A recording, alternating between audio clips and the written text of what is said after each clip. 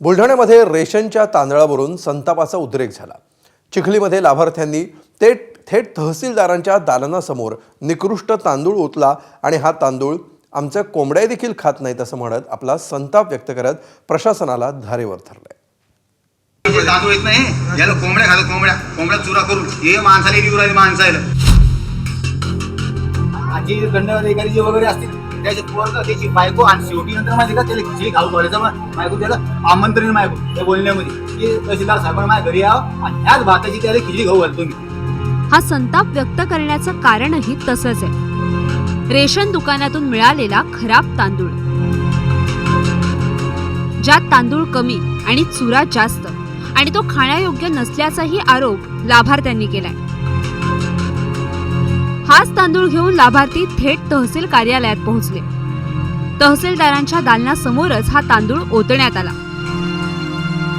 आजी दंडाधिकारी जे वगैरे असतील त्याचे पोरग त्याची बायको आणि शेवटी नंतर माहिती का त्याला खिचडी खाऊ घालायचं मग बायको त्याला आमंत्रण मायको त्या बोलण्यामध्ये की तहसीलदार साहेब माझ्या घरी यावं आणि ह्याच भाताची त्याला खिचडी खाऊ घालतो मी विथ फॅमिली, त्याच्या फॅमिली सोबत।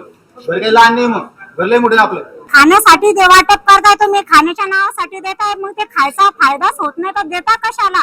मला एकच म्हणायचं की तुम्ही जर खायच्या लायक धान्य देऊ शकत नसाल तर ते वाटप बंद करा, तुमचा मोठेपणा बंद करून ठेवा। बुलढाणा जिल्ह्यात स्वस्त धान्य दुकानातून मिळणाऱ्या धान्याच्या दर्जाबाबत यापूर्वीही तक्रारी झाल्याचा दावा नागरिकांनी केलाय। दरम्यान यावरून काही प्रश्न उपस्थित होत आहेत। निकृष्ट धान्याचा पुरवठा नेमका कुठे होतोय? वेळोवेळी धान्याची तपासणी होतीये का? आणि लाभार्थ्यांना निकृष्ट दर्जाचं धान्य का दिलं जातं? या प्रश्नांची उत्तरं आता प्रशासनाला द्यावी लागणार आहेत। आज तहसील कार्यालयामध्ये एका इस्माने तांदूळ, राशनचा तांदूळ ऑफिसच्या तहसीलदार साहेबांच्या कॅबिनच्या बाहेर आणून ठेवलेला। त्याच्यानंतर त्याच्यामध्ये 80 ते 90% चोरी आढळून आली।